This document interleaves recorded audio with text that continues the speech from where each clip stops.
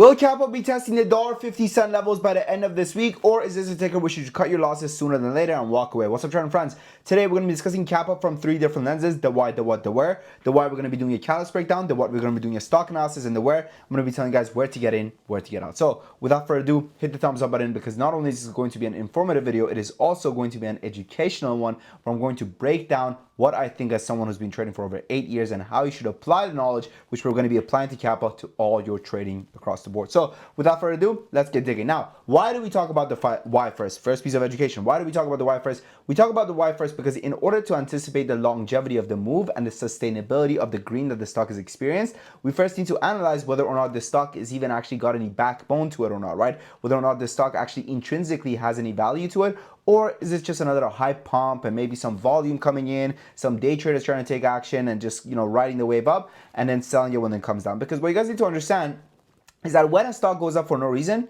just as fast as it goes up, just as fast as it comes down, right? And a great example of that would be today, CYCC. Comment down below if you did end up taking any trades on CYCC. But look at CYCC, guys. This is a ticker which had absolutely no news, ran from $4 all the way upwards of 19, and by the end of the day, it was all the way back at 7, right? Or 8. So for that reason, we always want to make sure that we do know exactly why the ticker is running. So then therefore we can anticipate whether or not there's going to be a multi-day rally, or it's just going to be a rally that's here today and by the end of the week it's going to fizzle out. So when it comes to Kapa though, good news for you traders. Kapa did actually have some solid news. It says Kairos Pharma announces positive safety results from phase 2 trial of their medication in advanced prostate cancer. Now this is amazing news, okay? This is amazing news, hence the price volatility of the ticker. So we're going to go over here, put the news. Breaking news is amazing. Now, next thing which we're going to look at is going to be the company's market cap. Now, why do I like to look at market cap and not just specifically float, right? Let's talk about this. Because I think the float of a ticker can be misleading based off of what the stock price is. For example, let's say a given ticker has a float of 1 million shares. Okay, all right, you know what? Not too bad. Okay, all right, right. However, that stock's pricing is $2 per share. So the float is sitting at 1 million and the share price is sitting at $2. Therefore, the market cap is $2 million. Okay? 1 million float. Now, compare that company with company B. Company B has a float of 500,000 shares. However, the stock price is $20. That's right. So all of a sudden, you have a company with a lower float, but with a $20 million market cap versus a company with a higher float, but with only a $2 million market cap. Which one do you think is going to be volatile? The $2 million one, right? Even though this one, on paper has a bigger float than the other one, right? That's why I always refer to both a combination of market cap and also float for me to anticipate the volatility factor of a given ticker. In the case of Kapa, very volatile. So we're going to put it as extremely amazing volatility. Now, volatility is a double-edged sword, right? Because just as fast as things go up, just as fast as they come down when it comes to volatility. And the name of the game when it comes to day trading is price action. And I think that the problem is a lot of you guys are finding your tickers when it comes to these stocks on YouTube or on, on stock tweets or whatever. And the problem is, by the time everyone's talking about it, it's already too late. That's why majority of the time when you watch my videos, I'm saying this company's trash, that company's trash, this company has no opportunity, this company sucks, that company sucks. Why am I telling you this? I'm telling you this because the moves already came and went, right? Like, for example, in our community, we could have traded capital multiple times intraday, but when it comes to a swing trading opportunity, this is not a swing trading stock. Now, I will tell you at what levels I would be open to swing trading it. However, for me, it's not a swing trading stock at these levels, okay? So let's get into the what now. Now, the what's going to be very important. The what's important because the main thing that we want to analyze when it comes to the what is going to be analyzing whether or not the company is going to dilute or not, right? What's dilution? Dilution is the company going ahead and messing with the supply and pretty much rug pulling their investors essentially. So first thing which we want to look at is going to be the cash holdings. Now the company has almost 12 months of cash left on hand, which is pretty good. I like it. Okay, 12 months of cash left on hand. That's actually pretty good. We're going to go over here. I'm going to put it as okay. All right. It's not good, but it's okay. All right. If they had 24 months, that would be good. If they were cash flow positive, that would be amazing. Now, when I say that is okay. Now, the next thing which we want to look at is going to be their history of dilution. So historically speaking, Kapa is a company which hasn't diluted that much, which is amazing as well. However, right now their overhead supply is very big. So we're going to go ahead and we're going to put the dilution factor, the likelihood of rug pulling, as okay as well. Okay. Okay. Now, I'm going to be honest with you guys. From my opinion, from my perspective, I do think that the red that we saw over here, it was a lot of people, going ahead and exercising their warrants. And unfortunately, this is a problem, right? When a company sells warrants, they don't get to say when the warrants are going to be expired or not, or when the warrants are going to be exercised or not. So imagine if someone has 80-cent warrants and the stock's at $1.88. Imagine you had 80-cent shares and the stock's at $1.88. What are you gonna do? Not sell? Yeah, of course you're gonna sell. And guess what? When you sell those shares don't even show on the freaking level 2. So, just like that, right? The people that always want to read the tape, the tape can be spoofed a million ways, right? And I think that the longer you trade, you realize that the level 2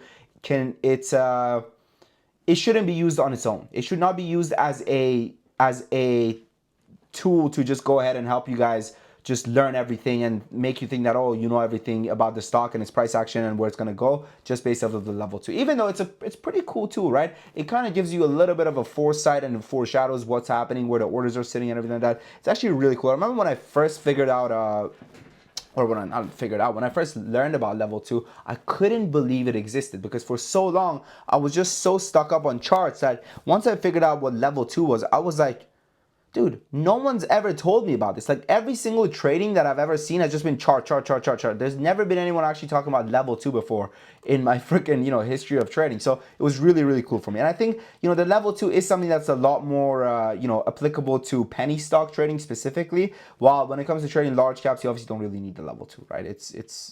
I mean, you could use a level 2. Yes, you could use a level 2. But I think for me, penny stocks require level 2 a lot more than anything else. So there's that. Now, next thing we're going to talk about is going to be the company's institutional ownership, which is sitting at 9.4%. We'll just say 10% as well. So we'll give it a okay rating. Okay, anything sub 10% is bad. Anything sub 1% is terrible. All right, anything above, I would say 10 to 20% is good.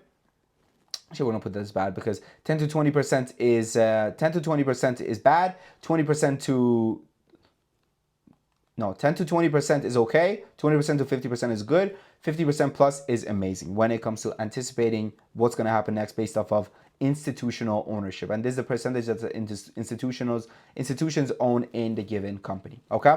Now, next thing which we want to talk about is going to be short interest. Let's go over here and let's take a look. We'll go Kapa.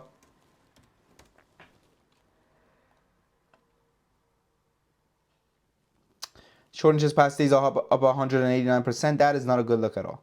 That's a very bad look. We wouldn't just say it's not a good look, it's a very bad look, okay? That's terrible, right? Because when shorts add to their position, that means that they believe that the stock is overbought. Now, when it comes to Kapa, where do I see it going? I do see it going ahead and potentially testing this $1.10 levels tomorrow, right? Maybe even, just this dollar level. I'm not sure if it can even break above $1, but the highest I see this ticker going, guys, is going to be $1.25. I don't see the ticker breaking above $1.25 unless we do hear new news, right? Unless we hear new news. Now, again, remember, right? When it comes to new news, man, it's hard to predict what's going to happen, right? And my prediction on this ticker is that it's not going to go anywhere good, and we might get a dead cat bounce to, again, $1.25 to maybe $1.50-ish, but it's not going to get above $1.50 anytime soon ever again, unfortunately, which sucks. It's unfortunate, but that's what I think, right? Remember, I have been wrong before. I have an 80% win rate, which means 20% of the time I'm wrong, right? The 20% of the time that I'm wrong, that equates to 250 trading days in the markets. Right, June we only had one red day, May we had 3 red days, April no red days, March we only had 1 red day, and onwards, right? This 82% win rate, it equates to me being 20% of the time wrong. Now, 20% of the times if I'm wrong, that means that, there's 250 trading days, there's 50 days that I'm losing money. So that's why I always tell people, I say always do your own research, do your own due diligence, because I could easily be wrong. 1 out of 5 times I'm wrong. 1 out of 5 times I'm wrong. I could be wrong. Okay? But remember, trade the best, leave the rest, and don't give up, don't quit, because 90% of traders are not unprofitable. 90% of traders just quit before they become profitable. That's it. Now, one more thing. If you guys want to trade alongside me every single day, receive alerts from me, swing trade alerts, day trade alerts, option alerts, know exactly what I'm buying, exactly what I'm selling, check out our community, because it comes with a 7-day free trial and a 30 days money back guarantee. And right now, we have a big sale going on where the next 10 members that join, 50% discount. You heard that right. Next time, people, 50% sale. Check it out. I promise you won't regret it. Give this 7-day free trial a shot. See if you like it. If you like it, come back for more. If you don't like it, leave. We have over 400 members coming back month after month. There's a reason why they're coming back month after month. I'll tell you the reason. They're making money. Okay? That's honestly, simply put, that's what's happening. They're making money. Okay? That's it. That's all that's happening, right? So, anyways, I wish you guys the best of luck, man. Whether it's in trading or your life. Thanks for watching. Happy listening trading. And let's jump down today. We also have crypto alerts as well for our crypto junkies out there. But yeah, we've been killing it, man. We've been killing it day in, day out. That's really the reason why people are coming out. And give it a shot. Thanks for watching. Happy listening trading, man. Your boy Sam from Top Academy.